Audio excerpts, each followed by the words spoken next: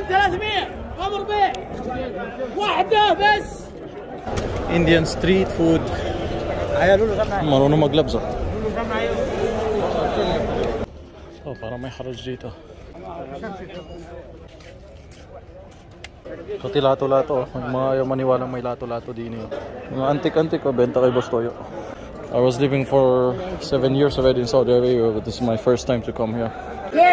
Pataasan, 200 real yan. Friday ngayon, mukhang swelduhan dito sa Batha, kaya ang daming namimili. Ayun ang Islamic Center. Kung may red ribbon tayo, may blue ribbon. Mga Pinoy product din dito.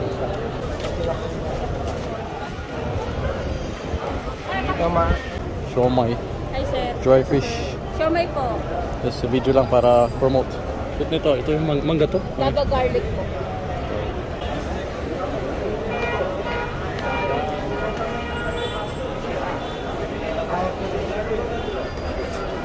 Wala nang taho, may taho dati dito.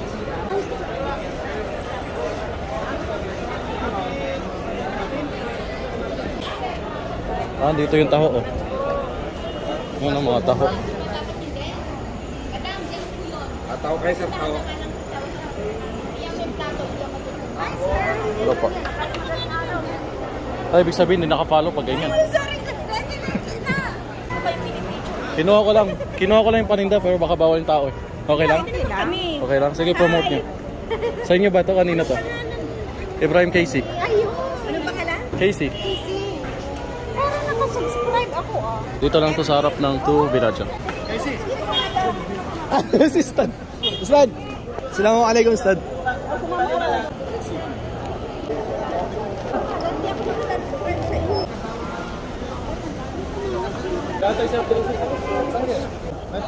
May pagkaran kayo? Opo.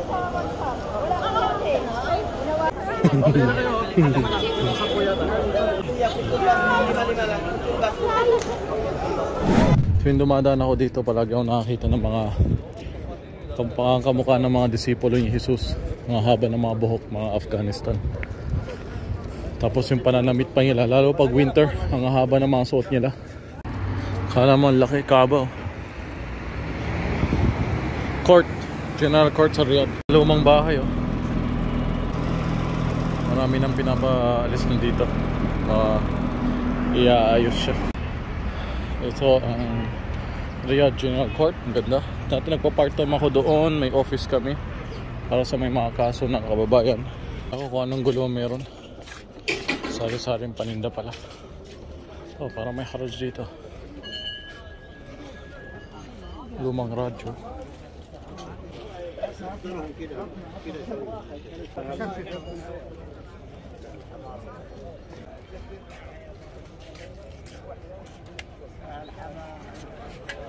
Mga antik-antik. Mga sinaunang lumang gamit. Pwede benta kay Boss Toyo ito.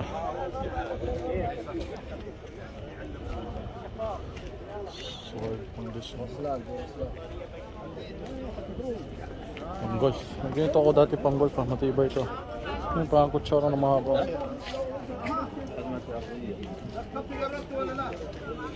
Daming antik-antik ah. Pati lato-lato. Mga ayaw maniwalang may lato-lato din yun. Lato-lato.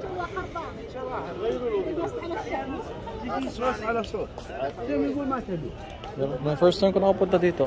Ito yung napapanood ko sa YouTube. Ito yung napapanood ko sa YouTube na may mapupunta dito ibang lahi. First time ko nakapunta dito. 7 years na ako sa Riyadh. First time na nakapunta dito.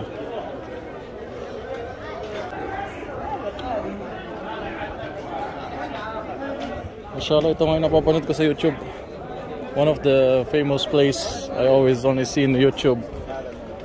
I was living for 7 years already in Saudi Arabia, but this is my first time to come here. Mipes. بداية البند 300 امر به واحدة بس واحدة 300 ما شاء الله. راح ابيع 300 10 ما في 5 عندي mga antik-antik. Ito yung mga Shimag, siguro antik-antik na din. Pero kung gusto mong bumili ng bago sa Haraj, baka nasa 15 lang o 10.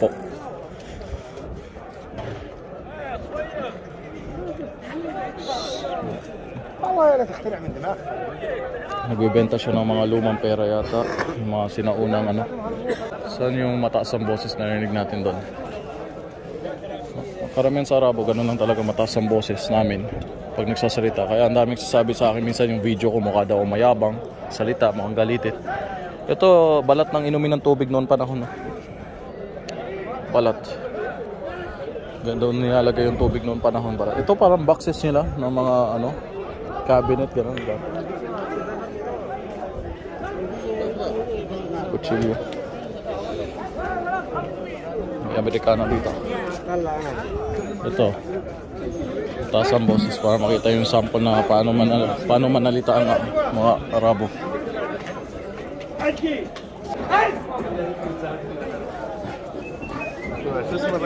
Ang sword maganda bumili.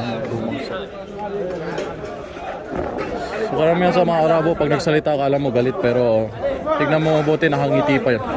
Ganoon lang talaga mataas ang boses. Ito yung mimbar parang sa Madina. Sample ng mimbar. Kasi karamihan ng Arabic words pag nagsalita, yung mga ibang letters ay matitigas o mabigat. Parang ain, kha, rain. So pag nagsasalita kami, parang akala mo galitin o mayabang. Yung mga baril pa. At iba naman yan, lumang sabitan. Antik-antik na siya.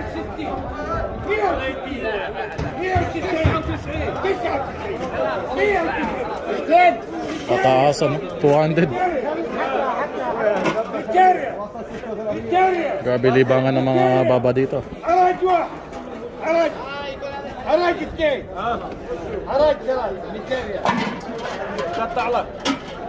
200 riyal yan. Sinalumang sampayan, grabe lang. Mga lumang kaserola din. May Bostoyo version na Arabo dito pala eh. Bostoyo Arabo version. Bostoyo, wala ka sa pwesto nito. Ang laki. Daming tauhan pa niya. Arabo porn shop.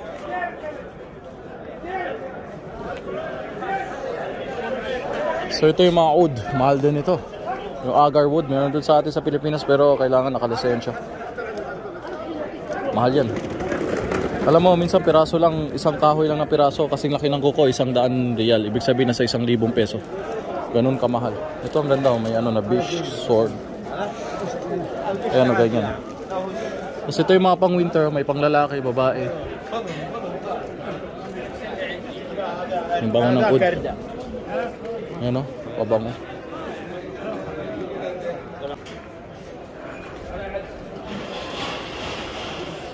So inshallah ma-educate yung mga kapwa natin na makakita ng mga ganito na mga Arabo, the way na magsalita, the way na yung simpleng buhay ng may hawak na baril o sword, pero hindi yun tulad ng sinasabi sa atin. Mga makakita ng Arabong may hawak ng sandata, sasabihan na terorismo, Abu Sayyaf or Bin Laden. Napaka-ignorante, maraming ignorante sa atin sa totoo lang.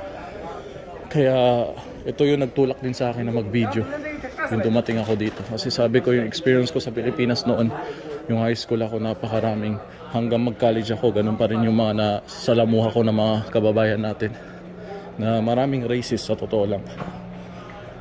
Ignorante sa kultura ng iba, masyadong nangda-down, nangmamaliit. Hindi ko alam kung namana natin sa mga Kastila. So sana mabago na din yun at hindi din biro minsan yung trauma na makukuha ng isang batang may lahi na tumira sa Pinas at nakasalamuha sa mga ordinaryong tao. Hindi din biro minsan. Ganda nito.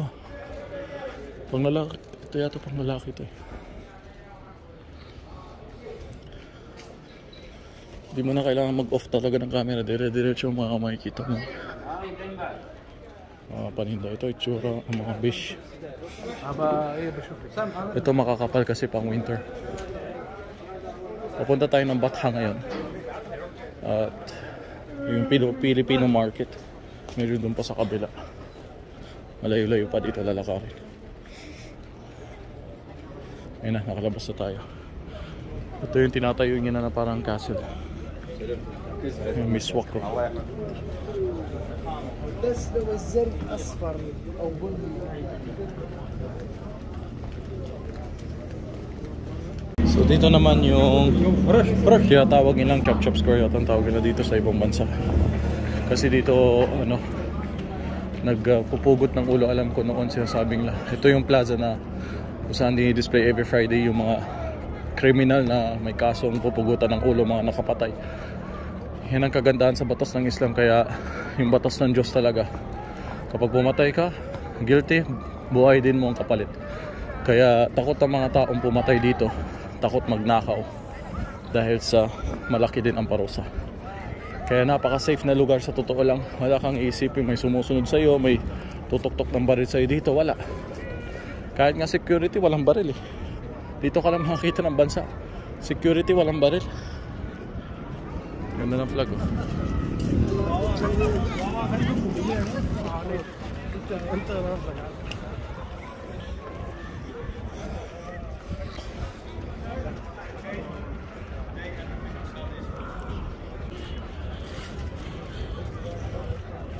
Ano, dami mga foreigners. May bisita dito sa Riyadh sa Masmak Castle. Ito, bilihan ng abaya. By the way, yung pugutan ng ulo, wala na yun ngayon. Tinago na siya. Naging private na daw ngayon yung death penalty sa mga kriminal, ganun. Kasi para hindi matakot yung mga ibang lahi. Kaya hindi matakot yung mga tourism. So, hinahide na lang siya ngayon para di na masyado extreme sa mata ng mga tao na ibang lahi, na mawala na yung discrimination nila sa Saudi o yung takot nila, panguhusga nila. So ganun. Uso na dito yung mga mais na hiniihaw sa labas. Dito bilihan ng abaya ng mga babae, Masmak. Yung October 7 andito ako, yung time na yun October 6. Nagba-vlog lang patungkol dito, walang kaalam-alam sa mangyayari sa Gaza. Basta nire-ready na sana namin yung bakasyon namin doon para ipaghandaan yung pagtira namin doon ng anak ko. Tapos ngayon wala nang babalikan. Kaya kung may taong magagalit, dapat hindi kayo, hindi yung mga pakalamero sa atin na wala naman alam na nangingialam between ng gera na ito. Ang dapat magalit dito yung mga katulad namin, katulad ng tatay ko na nanahimik doon, walang kinalaman sa grupong ito. Dito tayo sa Lulu Mall ngayon, Lulu Batha. Puro mga ibang lahi. Grabe naman to, parang ano, Maynila lang. Sobrang traffic, sobrang crowded, daming tao. Dito yung mga Bangladesh food, yung mga Indian food.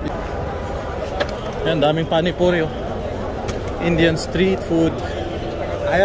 Marunong mag-gloves oh. Mga iba marunong na mag-gloves.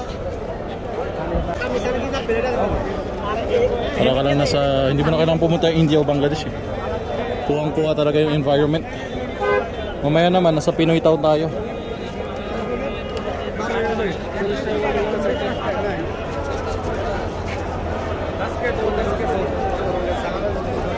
Hosya. Ganda ng shell, may shell dito.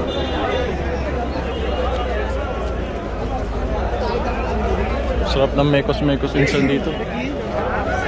Mekos-mekos na yan insan, no? Alam mo yung kagandahan dito kahit crowded, never pa ako nadukutan ng cellphone or wallet. Unlike yung nasa Maynila ako, sa Quiapo pa lang, Divisoria, grabe. Minsan nga nawala yung wallet namin na napunit pa.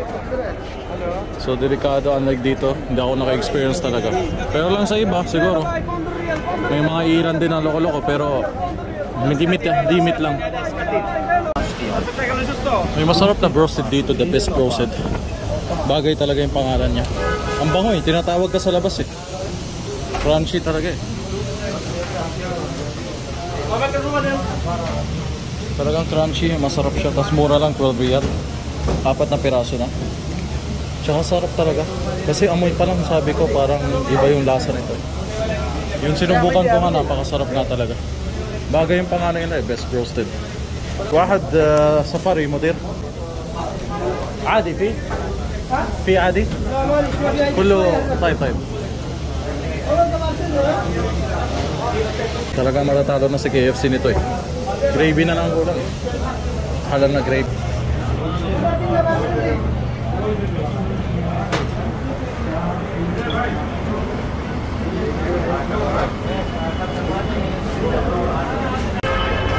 Ibang klase ang traffic. Parang Divisoria o Quiapo or Santa Cruz. Alam mo yung ilalim ng Santa Cruz? May ganito din. Tulay. Para ka lang nasa Pinas pero ibang version. Hindi mo na kailangan pumunta ng Pakistan, India or Bangladesh. Itong lugar na to parang Bangladesh market. Tapos dun sa kabila, Filipino town naman, Filipino market. More on restaurant or mall. Swelduhan siguro ngayon kaya tignan nyo ang crowded, daming tao.